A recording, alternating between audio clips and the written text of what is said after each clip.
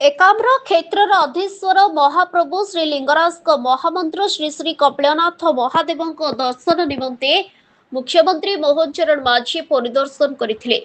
सेठारे पहुंचवा क्षणी प्रसिद्ध कपिलेश्वर मंदिर रे समस्त सेवायत तथा प्रधान विधायक श्री बाबू सिंह एवं समस्त ग्रामवासी प्रमुख महाप्रभु श्री जगन्नाथଙ୍କ उपढकन प्रदान करी मुख्यमंत्री को स्वागत करथिले। एहापरे तांको मंदिर भितरको पाछोटी नेबा सह मंदिर परिसर पूजित बाबा कपिलनाथ महादेव श्री शनिश्चर देवଙ୍କ मंदिर को जाई महाप्रभु को दर्शन करथिले। ए अवसर में सेवायतଙ୍କ पक्षरु मंदिरर अभाव असुविधा संपर्कित एक स्मारक पत्र मुख्यमंत्री को प्रदान करा जायथिला। ଏହା ସହିତ ମନ୍ଦିରକୁ କିପରି ପ୍ରମୁଖ ପର୍ଯ୍ୟଟନ କ୍ଷେତ୍ରର ମାନ୍ୟତା ପ୍ରଦାନ କରାଯିବା ସହିତ ପାରିପାର୍ଶ୍ୱିକ ଅଭାବ ଅସୁବିଧା ଦୂର କରିବା ସମ୍ପର୍କରେ ମୁଖ୍ୟମନ୍ତ୍ରୀଙ୍କ ନିକଟରେ ଦାବି କରାଯାଇଥିଲା। सूचनायोग्य वन महोत्सव पालन अव्यवहित पूर्व श्री माझीଙ୍କ उक्त मंदिर को परिदर्शन रे जाइथिले।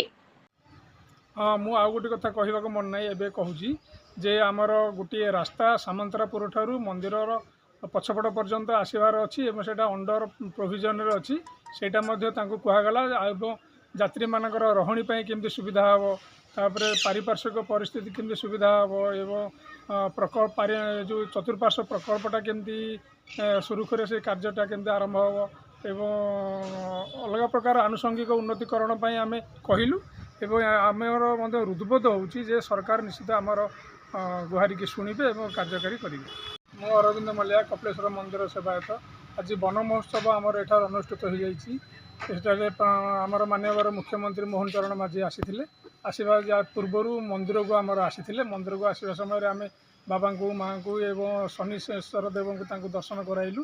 ता सत्वे आमर मंदिर जो गुड़ा अभाव असुविधा रही यथा किसी कर्पस फंड आम विनीत अनुरोध कलु एवं मंदिर सुरक्षा से अनुरोध कलु और प्रकार अनुरोध है बेढ़ा परिक्रमा कले वन महोत्सव को स्कूल को से गमन कले। भुवनेश्वर गंगाधर रथंक रिपोर्ट संघर्ष टीवी।